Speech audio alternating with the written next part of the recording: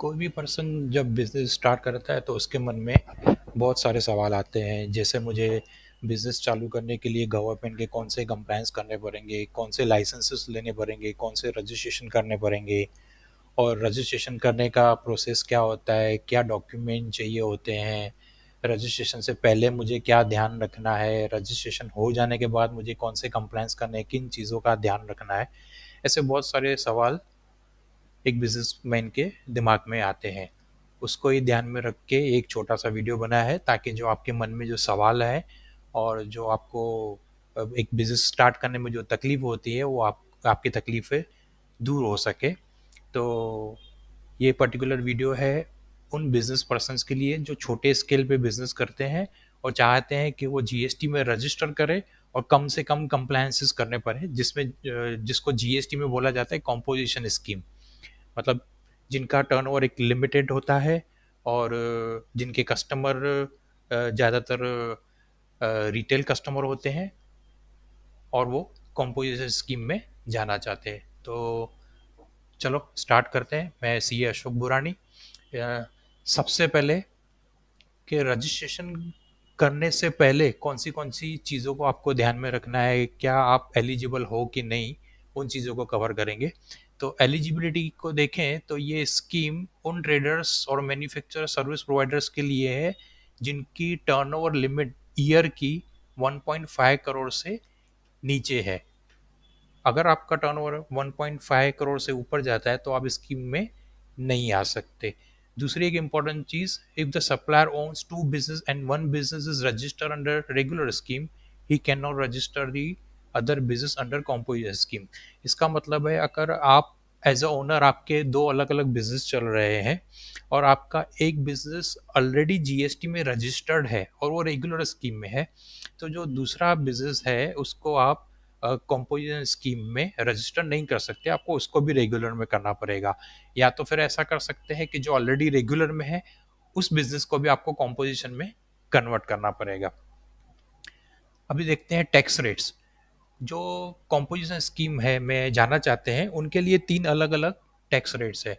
Traders जो है उनके लिए 1% का टैक्स रेट है, और जो सर्विस प्रोवाइडर है, सर्विस प्रोवाइडर मतलब other than restaurants, other than restaurant के लिए 6% है, और जो रेस्टोरेंट सर्विस है उनके लिए टैक्स का रेट जो है 5% है।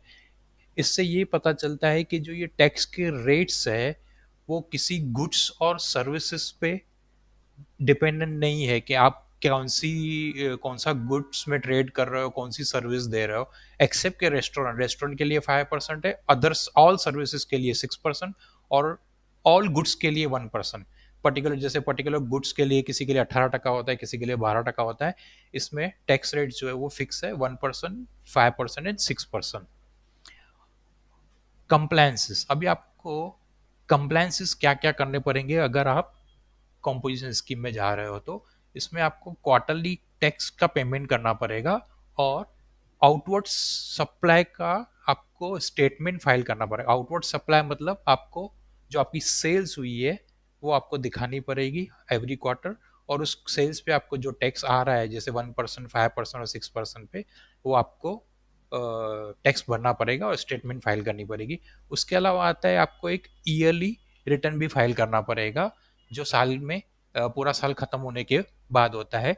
इस रिटर्न में जनरली भरने का नहीं आता है, क्योंकि ये समराइज रिटर्न होता है। जो 4 क्वार्टर के आपने रिटर्न फाइल किया उनकी समरी का मतलब उनका टोटल होता है, जो ईयर में एक बार फाइल होता है। मान लीजिए किसी क्वार्टर में आपने टर्नओवर में कुछ मिस्टेक हो गई थी दिखाने में, तो आप वो ईयरली रिटर्न में दिखा के उसके ऊपर टैक्स भर सकते हो। पर अगर मिस्टेक नहीं है तो एक्स्ट्रा कोई टैक्स ईयरली रिटर्न में पे करने का नहीं आता। जस्ट एक ईयरली रिटर्न में एक्स्ट्रा जो चीज़ जाती है वो आता है, परचेज के डेटा जाते हैं। पहले वाले रिटर्न जो क्वार्टरली है उसमें सिर्फ सेल्स का जाता है, पर ये वाले ईयरली वाले रिटर्न में जाता है सेल्स प्लस परचेज। अब कॉम्पोजिशन स्कीम के ड्रॉबैक्स क्या क्या है। सबसे पहले, dealer can not take ITC. इसका मतलब ये है कि जो आप परचेस कर रहे हो उसके ऊपर जो टैक्स लग के आ रहा है आपको उसका बेनिफिट नहीं मिलेगा। क्यों? क्योंकि इसमें टैक्स का सेल्स के ऊपर जो आप टैक्स भर रहे हो वो बहुत कम है, 1%, 5%, 6%।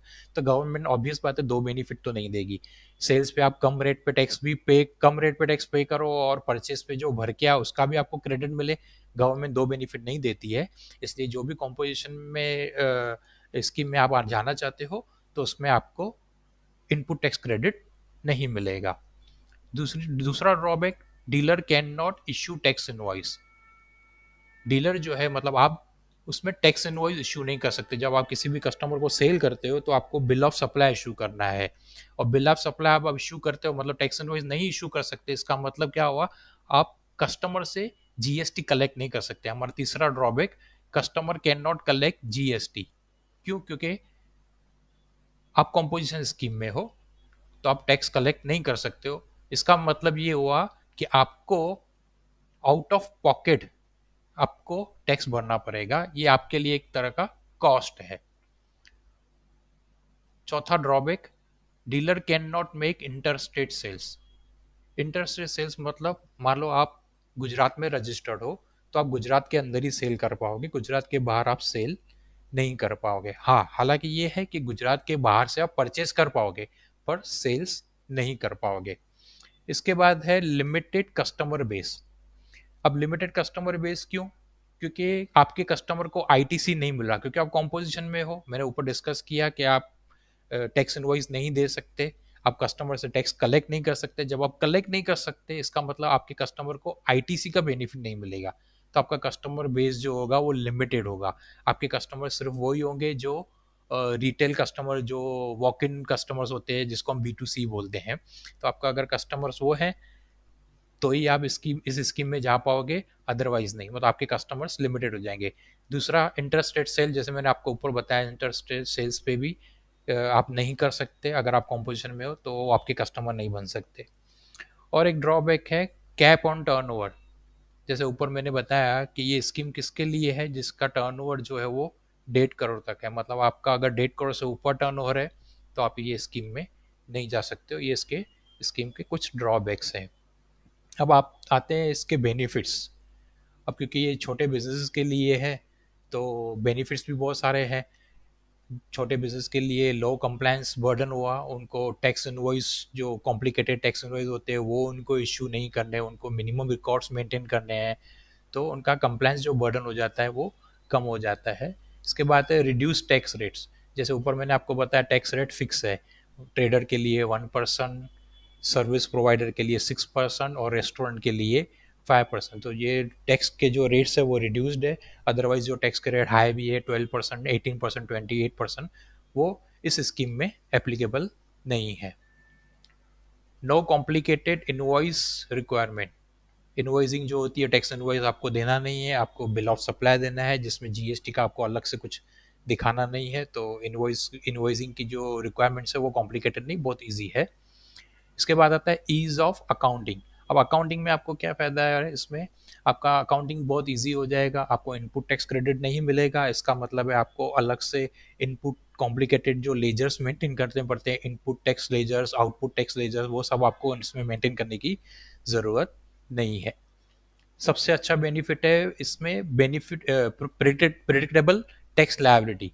अब इसमें लायबिलिटी जो आपकी टैक्स की आएगी वो आप पहले से प्रिडिक्ट कर सकते हो कि आपका पूरे साल में कितना टैक्स आएगा। आप generally as a business person आपको पता होता है कि आपका पूरे साल में कितना सेल होगा, आपका टारगेट क्या होता है, और उसके ऊपर जो ये टैक्स का रेट है वो फिक्स है। तो जैसे ही सेल्स के ऊपर हम टैक्स का रेट अप्लाई करेंगे तो हमको पता चल जाएगा कि आप कितना टैक्स पूरे साल में पे करने वाले हो। क्योंकि आप हो सकता है बहुत सारी गुड्स में डील करते हो, बहुत सारी सर्विसेज में डील करते हो, पर इसमें टैक्स का रेट जो है मैंने पहले बताया था वो गुड्स और सर्विसेज के ऊपर बेस नहीं है, वो रेट फिक्स है। और आपका टर्नओवर जो होगा उसके ऊपर वो फिक्स रेट अप्लाई होगा और आपको पहले से ही पता होगा कि आपका पूरे साल में कितना टैक्स आने वाला है। और इसका एक बेनिफिट है, जैसे ऊपर बताया कि टैक्स के रेट्स कम है, कंप्लायंसेस कम करने हैं, तो आपका टैक्स, आपका जो कॉस्ट होगा वो बचेगा। आपको कॉम्प्लिकेटेड अकाउंटिंग सिस्टम्स नहीं रखने हैं, आपको सॉफ्टवेयर की शायद ज़रूरत नहीं पड़े। आपके जो कंसल्टेंट होंगे उनका जो आपका कॉस्ट होता है वो भी कम होगा। ये तो हुए कुछ ड्रॉबैक्स, कुछ बेनिफिट्स और एलिजिबिलिटी क्राइटेरिया। वंस ये एक बार आपने गो थ्रू कर लिया और आपको फाइनली आपने डिसाइड किया कि हाँ आपको जीएसटी में अभी कॉम्पोजिशन स्कीम में रजिस्टर करना है, तो आपका जो सवाल आएगा कि आपको कौन से डॉक्यूमेंट्स देने पड़ेंगे जीएसटी रजिस्ट्रेशन के लिए। तो ये एक लिस्ट है, 1 से लेके 8 तक। मैं आपको एक एक बताता हूँ। जैसे पहले तो चाहिए फोटोग्राफ।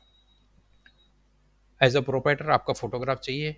अगर आप business as a partnership firm में कर रहे हैं तो जितने भी पार्टनर हो, और अगर प्राइवेट लिमिटेड कंपनी है तो जितने भी डायरेक्टर है, सबकी एक फोटोग्राफ चाहिए। इसके बाद है second number ID proof. ID proof में पैन कार्ड और आधार कार्ड कंपलसरी है सबका। प्रोप्राइटर हो तो प्रोप्राइटर का, डायरेक्टर्स हो सभी डायरेक्टर का, पार्टनर हो तो सभी पार्टनर का। और एक पासपोर्ट है, वो रिकमेंडेड है, क्योंकि इस जीएसटी में एक नया एप्लीकेशन करने के टाइम पे, रजिस्ट्रेशन के टाइम पे एक नया एक प्रोसेस आया है जिसको आधार आधार ऑथेंटिकेशन कहते हैं। बहुत सारे केसेस में आधार ऑथेंटिकेशन फेल जाता है, तो उस केस में पासपोर्ट दे के हम रजिस्ट्रेशन करवा सकते हैं। तो पासपोर्ट आपके पास हो तो ज़्यादा बेटर है। थर्ड है कॉन्स्टिट्यूशन डॉक्यूमेंट। कॉन्स्टिट्यूशन डॉक्यूमेंट मतलब आपका जो भी ऑर्गेनाइजेशन है, पार्टनरशिप हो, प्रोप्राइटरशिप हो या कंपनी हो, तो कोई भी बिजनेस स्टार्ट करने से पहले एक कुछ रजिस्ट्रेशन इनिशियल स्टेज पे जो करने पड़ते हैं। जैसे प्रोप्राइटरशिप के केस में एमएसएमई रजिस्ट्रेशन सर्टिफिकेट हो सकता है, शॉप लाइसेंस हो सकता है। अगर पार्टनरशिप फर्म है तो पार्टनरशिप डीड हो सकती है, और कंपनी है तो सर्टिफिकेट ऑफ इनकॉर्पोरेशन हो सकता है। तो कोई भी एक आप जिस जिस टाइप का आपका ऑर्गेनाइजेशन है उसमें ये डॉक्यूमेंट, जैसे पार्टनरशिप फॉर्म में कंपलसरी है पार्टनरशिप डीड, कंपनी के केस में कंपलसरी है सर्टिफिकेट ऑफ इनकॉर्पोरेशन होना। प्रोप्राइटरशिप में ऐसा कोई डॉक्यूमेंट कंपलसरी नहीं है, बट अगर है तो बेटर होगा। उस डॉक्यूमेंट से आपके बिजनेस स्टार्ट कब हुआ वो डेट का पता चलेगा, क्योंकि जीएसटी रजिस्ट्रेशन के टाइम पे डेट, बिजनेस कब स्टार्ट हुआ वो डेट हमको बतानी पड़ती है। तो ऑलरेडी आपका गवर्नमेंट का जो भी लाइसेंस है, जैसे एमएसएमई हो या शॉप रजिस्ट्रेशन एक्ट के लाइसेंस लिया हो, शॉप लाइसेंस लिया हो, तो उसमें आपका बिजनेस स्टार्ट डेट होगा। तो क्या होगा कि आप ये सर्टिफिकेट देंगे तो जीएसटी में जो हम डेट डालेंगे और आपका एमएसएमई में या शॉप रजिस्ट्रेशन में जो भी आपका डेट होगा वो डेट मैच होगा और सर्टिफिकेट्स मैच होंगे। इसके बाद है proof of principal place of business. अब प्रिंसिपल प्लेस ऑफ बिजनेस ये जो डॉक्यूमेंट है, ये सभी डॉक्यूमेंट में सबसे ज़्यादा इम्पॉर्टेंट है, क्योंकि आपका प्लेस जो है वो रजिस्टर हो रहा है। तो इस डॉक्यूमेंट पे आपको खास ध्यान रखना है। अगर प्रॉपर्टी आपकी खुद की है तो प्रॉपर्टी का टैक्स बिल, लाइट बिल, ये इनफ है। अगर प्रॉपर्टी रेंटेड है तो रेंट एग्रीमेंट के साथ लाइट बिल और प्रॉपर्टी टैक्स बिल चाहिए। और इसमें ध्यान रखना है कि जो भी सपोर्टिंग डॉक्यूमेंट हो, प्रॉपर्टी टैक्स बिल हो, लाइट बिल हो, वो 2 महीने से पुराने नहीं होने चाहिए। अगर 2 महीने से पुराने हैं तो वो वैलिड नहीं गिनना चाहते हैं, मत इसका मतलब है हमको वो लेटेस्ट डॉक्यूमेंट चाहिए। इसके बाद आता है बैंक अकाउंट। जो बिजनेस का बैंक अकाउंट है, करंट अकाउंट है या सीसी अकाउंट है, उसकी डिटेल चाहिए। उसमें 3 में से कोई एक ऑप्शन हो, या तो कैंसल चेक, या तो कॉपी ऑफ बैंक स्टेटमेंट, या अगर पासबुक है तो उसका first page. In short, bank account की सारी डिटेल जो है उस कंपनी की, उस आपके फर्म की, वो सारी कवर होनी चाहिए। तो इनमें से 3 में से कोई भी डॉक्यूमेंट होगा वो इनफ है। Address proof of residence, anyone, कोई भी एड्रेस प्रूफ, जो जैसे प्रोपाइटर है तो प्रोपाइटर का रेसिडेंशियल एड्रेस प्रूफ, डायरेक्टर्स है तो डायरेक्टर्स का रेसिडेंशियल एड्रेस प्रूफ, और पार्टनर्स है तो पार्टनर्स का प्रूफ, लाइट बिल हो, टेलीफोन बिल हो या प्रॉपर्टी टैक्स रिसिप्ट हो। इसके बाद आता है email ID and mobile number. Email ID and mobile number compulsory है, क्योंकि ईमेल आईडी और मोबाइल नंबर से ही पूरा कम्युनिकेशन डिपार्टमेंट करता है। तो इसमें email ID mobile number compulsory है। और मोबाइल नंबर में खास ध्यान रखना है कि वो जो नंबर मोबाइल नंबर है वो आधार से लिंक हो, क्योंकि आधार ऑथेंटिकेशन करना कंपलसरी है। तो ओ जो आते हैं वो उसी मोबाइल नंबर पे आते हैं जो आधार के साथ लिंक हो। तो आपको ये चीज़ का ध्यान रखना है। इसके बाद है HSN और सर्विस अकाउंटिंग कोड्स। जो भी गुड्स में आप ट्रेड करते हो, जो भी सर्विसेज आप देते हो, उनके HSN कोड। अब रजिस्ट्रेशन के दौरान मैक्सिमम में मैक्सिमम 5 एचएसएन कोड्स हम दे सकते हैं। तो आपको वही एचएसएन कोड देने हैं जो आपके मेन हो, मतलब जिस जो गुड्स और जो सर्विसेज में आप मेनली ट्रेड करते हो, ज़्यादा ट्रेड करते हो, आपको वो कोड्स देने हैं। तो होप कि आपको ये समझ में आ गया कि कौन से डॉक्यूमेंट्स आपको रजिस्ट्रेशन के लिए चाहिए। एक बार आपने डॉक्यूमेंट दे दिए, इसके बाद आपके कंसल्टेंट, आपके सीए का काम चालू होगा। वो रजिस्ट्रेशन करेगा। आपके डॉक्यूमेंट अगर एक्यूरेट है, सब कुछ ओके है, तो वो रजिस्ट्रेशन प्रोसेस चालू करेगा और एप्लीकेशन करेगा। एक बार एप्लीकेशन हो जाती है तो उसके बाद आपको क्या क्या चीज़ों का ध्यान रखना है वो बहुत ज़रूरी है। ऐसा नहीं है कि एक बार रजिस्ट्रेशन एप्लीकेशन हो गई मतलब आपको कुछ नहीं करना, आपको आगे भी और ध्यान देना है। जैसे एक बार एप्लीकेशन हो गई तो आपको देखना है communication emails and text messages from department. आपको देखना है कि डिपार्टमेंट की तरफ से आपको कोई मेल आया है या मोबाइल पे कोई मैसेज आया है। क्योंकि अगर डिपार्टमेंट को कुछ क्वेरी है, कुछ डॉक्यूमेंट है जो क्लियर नहीं है, या डिपार्टमेंट को कुछ और एडिशनल इंफॉर्मेशन चाहिए, तो इसके लिए डिपार्टमेंट जनरली नोटिस भेजता है, जिसका आपके मोबाइल पे मैसेज भी आता है और आपके ईमेल में नोटिस आता है। अगर आप इस चीज़ का ध्यान नहीं रखेंगे तो दोबारा कोई डिपार्टमेंट अपॉर्चुनिटी नहीं देता है। अगर आपने ध्यान नहीं रखा और उसका नोटिस का रिप्लाई देना रह गया तो डिपार्टमेंट दूसरी अपॉर्चुनिटी नहीं देगा और एप्लीकेशन को डायरेक्टली रिजेक्ट कर देगा। तो आपको खास ध्यान रखना है, जब तक आपका नंबर अलॉट नहीं हो जाता तब तक आपको ध्यान रखना है कोई भी मैसेज आए तो आप तुरंत अपने कंसल्टेंट को, अपने सीए को वो फॉरवर्ड करें और उसके रिगार्डिंग उससे बात करें। दूसरी चीज़, जो आपका नेम बोर्ड है, बिजनेस का जो नेम बोर्ड होता है, ध्यान रखना है उसके ऊपर आपका बिजनेस का नाम, जो ट्रेड नेम है, वो एड्रेस और कॉन्टेक्ट डिटेल्स जो है वो क्लियरली विजिबल हो, इस तरह से नेम बोर्ड होना चाहिए। इसके बाद जो डॉक्यूमेंट्स रजिस्ट्रेशन के दौरान आपने अपने कंसल्टेंट को दिए, आपके सीए को दिए, उन्होंने जो डॉक्यूमेंट आपकी एप्लीकेशन के दौरान यूज़ किए, वो सारे डॉक्यूमेंट ओरिजिनल आपको हैंडी रखने हैं, ताकि जब कोई ऑफिसर आपकी प्रीमाइसिस पे विजिट करे और वो चाहे वेरीफाई करना, तो आप उनको तुरंत दिखा पाओ। अगर डॉक्यूमेंट रेडी नहीं होंगे तो वो नेगेटिव रिमार्क दे के आपकी एप्लीकेशन को रिजेक्ट कर सकता है। इसके अलावा purchase bills and sales bills, जितने भी सेल्स बिल्स है, जो भी परचेज बिल्स है, आपके एक अच्छे से फाइल में मेंटेन करने हैं। अगर ऑफिसर विजिट के दौरान चाहे तो वो वेरीफाई कर सकता है और आपको वो देने पड़ेंगे। अगर अवेलेबल नहीं है तो आप डिपार्ट ऑफिसर आपका नेगेटिव रिमार्क डाल के आपकी एप्लीकेशन को कैंसिल कर सकता है। और अगर आपकी दुकान पे बहुत सारा स्टॉक पड़ा है और आपके पास बिल्स नहीं है तो टैक्स लायबिलिटी और पेनल्टी भी ऑफिसर लगा सकता है। तो एप्लीकेशन होने के बाद भी और रजिस्ट्रेशन नंबर आने से पहले आपको ये चीज़ें ध्यान रखनी है। अब ये सब होने के बाद मान लीजिए आपकी एप्लीकेशन अभी अप्रूव हो गई और आपको रजिस्ट्रेशन नंबर अलॉट हो गया। तो इसके बाद आपके मन में सवाल आएगा कि नंबर तो आ गया पर अभी आगे क्या करना है। तो नंबर आने के बाद आपको बहुत सारी चीज़ों का ध्यान रखना है। अब क्या क्या है, जैसे देखते हैं क्वार्टरली रिटर्न फाइलिंग। एक बार नंबर आ गया इसका मतलब ये नहीं है कि आपको कुछ नहीं करना है। आपको एवरी, क्योंकि अब कॉम्पोजिशन में हो तो आपको क्या करना है, एवरी 3-3 महीने एक रिटर्न फाइल करना है, CMP 08।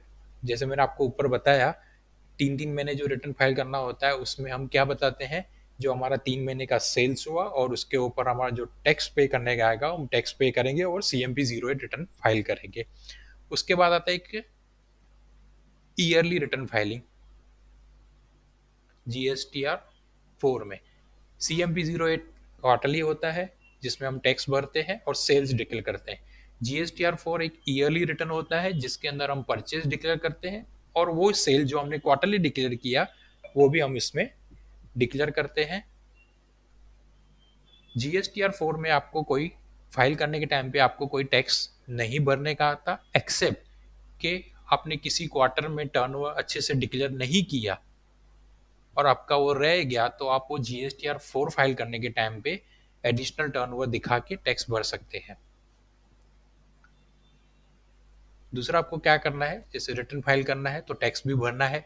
बिना टैक्स पे किए रिटर्न फाइल नहीं होगा। मैंने आपको ऊपर ऑलरेडी बताया कि मैन्युफैक्चरर और ट्रेडर्स के लिए 1%, रेस्टोरेंट के लिए 5% और 6% सर्विस प्रोवाइडर के लिए टैक्स भरना है। ये टैक्स भर के आपको क्वार्टरली स्टेटमेंट फाइल करनी है।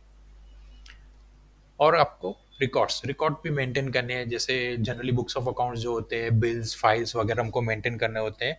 तो कॉम्पोजिशन पर्सन्स उसमें से बाकात नहीं है, उनको भी करने हैं। हालांकि कॉम्पोजिशन टैक्स पेयर्स को जो रिकॉर्ड मेंटेन करने होते हैं वो सिंप्लीफाइड होते हैं। उनको क्योंकि उनको इनपुट टैक्स क्रेडिट नहीं मिलता, तो उनको input tax related ledgers, output tax related ledgers सब मेंटेन नहीं करना होता है। उनको कॉम्प्लिकेटेड टैक्स इनवॉइस नहीं इशू करने होते, उनको सिंप्लीफाइड बुक्स मेंटेन करने होते हैं। टैक्स इनवॉइस की जगह पे उनको बिल ऑफ सप्लाई इशू करना होता है, और जो परचेज सेल्स के रिकॉर्ड है और जो टैक्स पे किए है उतने रिकॉर्ड मेंटेन करने हैं। कॉम्प्लिकेटेड लेजर्स जो जीएसटी रिलेटेड है वो मेंटेन करने की ज़रूरत नहीं है। और कंप्लायंसेस क्या क्या करने, नंबर आ जाने के बाद, आपको ध्यान रखना है कि जीएसटी आप कॉम्पोजिशन में हो तो जो सर्टिफिकेट आता है जीएसटी का वो आपको प्रिंसिपल प्लेस ऑफ बिजनेस, और अगर आपका कोई ब्रांच है जो आपने ब्रांच भी जीएसटी में रजिस्टर करवाई है, तो आपको वो जीएसटी का जो सर्टिफिकेट है वो आपको दोनों प्रीमाइसेस पे डिस्प्ले करके रखना है। अदरवाइज डिपार्टमेंट उसके ऊपर भी 50,000 की पेनल्टी लगा सकता है। इसके बाद आता है display GST number on premises name board. जो आपने नेम बोर्ड लगाया है जिस पे आपका बिजनेस का नेम, ट्रेड नेम था, एड्रेस है और कॉन्टैक्ट नंबर है, वहां पे भी जीएसटी नंबर डिस्प्ले करना पड़ता है। और आपको ध्यान रखना है GST registration number allotted by department must be printed on sales invoice. जो आप सेल्स बुक, सेल्स का जो बिल आप इशू करते हो उसके अंदर भी इनवॉइस नंबर आपका, ये जीएसटी रजिस्ट्रेशन नंबर आपका मेंशन होना चाहिए। Mention composition taxable person not eligible to collect tax on supplies on bills। जो भी आप सेल्स का बिल इशू करते हो उसके ऊपर आपको ये मेंशन करना होता है, क्योंकि इसका मतलब ये आप ये मेंशन कर रहे हो, कस्टमर को ये बता रहे हो कि आप कॉम्पोजिशन स्कीम में हो, इसलिए आप टैक्स लेने के हकदार नहीं हो। आपके कस्टमर को पता होना चाहिए, इसलिए ये बिल पे मेंशन करना जीएसटी के रूल के हिसाब से कंपलसरी है।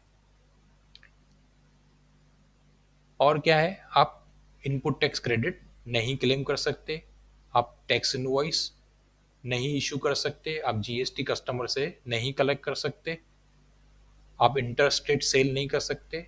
इसका मतलब आप अगर एक स्टेट में रजिस्टर्ड है, अगर आप गुजरात में रजिस्टर्ड हैं तो आप गुजरात के बाहर सेल नहीं कर सकते।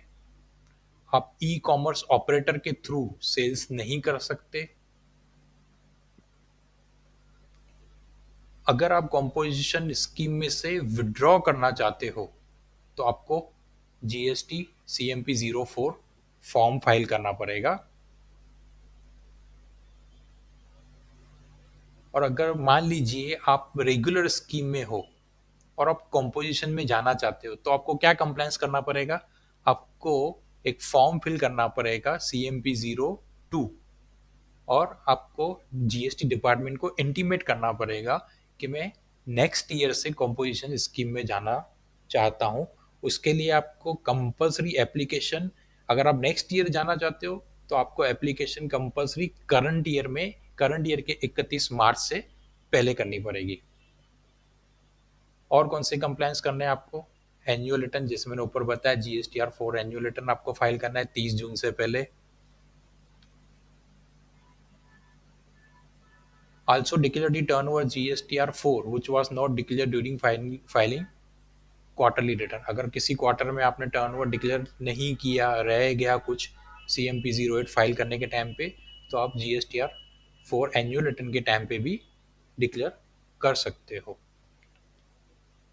और क्या आपको कंप्लायंस का ध्यान रखना है, if turnover exceeds threshold limit, मतलब आपका टर्नओवर 1.5 करोड़ से ऊपर चला जाता है तो आप इस स्कीम में से क्या होता है, कंपल्सरी बाहर निकल जाते हो। और इसके लिए आपको CMP 04 फाइल करना है 7 दिन के अंदर।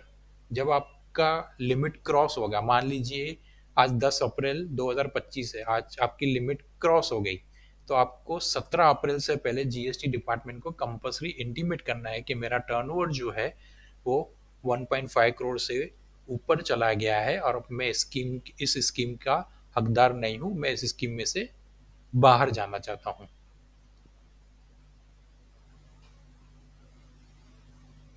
Penalties for non compliance. आपने जीएसटी नंबर ले लिया, आपने जीएसटी रिटर्न्स फाइल किए, और कभी ऐसा होता है कि आप जीएसटी रिटर्न लेट करते हो तो क्या कम उसके कॉन्सिक्वेंसेज होते हैं, उसमें पेनल्टीज लगती है। जैसे अगर आपने लेट रिटर्न फाइल किया तो आपका रोज का, डेली का मतलब आपको पर डे का 50 रुपया लेट फी लगता है। हालांकि जब आपका रिटर्न नील में है, आपका कोई टैक्स लायबिलिटी नहीं है, आपका किसी मंथ में कोई सेल्स नहीं है, नील का रिटर्न है, तो उस वक्त आपका पर डे का जो पेनल्टी लगेगा वो 20 रुपीज़ लगेगा, और मैक्सिमम पेनल्टी जो होगी 500 होगी। पर अगर आपका किस ऐसा नील रिटर्न नहीं है, आपका टैक्सेबल टर्नओवर है और आपको रिटर्न लेट फाइल कर रहे हो, तो पर डे 50 रुपीज़ आपको लेट फी भरनी है, जिसमें मैक्सिमम पेनल्टी जो होगी वो 2000 रुपीज़ होगी। और आप टैक्स लेट पेमेंट करते हो तो उसकी भी आपको कॉन्सिक्वेंसेस है, आपको 18% एनुअली रेट ऑफ इंटरेस्ट के हिसाब से इंटरेस्ट पे करना पड़ेगा। और अगर आप कंटिन्यूअसली रिटर्न फाइल करने में डिले कर रहे हो तो डिपार्टमेंट टैक्स रिकवरी भी कर सकता है।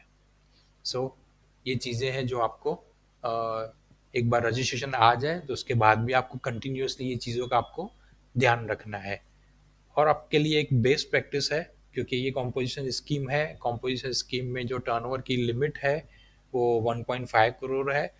तो आपको एवरी टाइम ये ध्यान रखना है, एवरी मंथ आपको आप खुद से, आप अपने अकाउंटेंट से आप ये काम करवा सकते हैं। आप अकाउंटेंट को बोल सकते हो कि जैसे ही टर्नओवर जो है 1.5 करोड़ टच करता है तो वो आपको अलर्ट करे, क्योंकि जैसे ही 1.5 करोड़ टर्नओवर पहुंचता है तो आपको कंपलसरी ये स्कीम में से बाहर निकलना पड़ता है, डिपार्टमेंट को इंटीमेट करना पड़ता है। अगर नहीं करते तो उसके कॉन्सिक्वेंसेस होते हैं, पेनल्टीज होती है।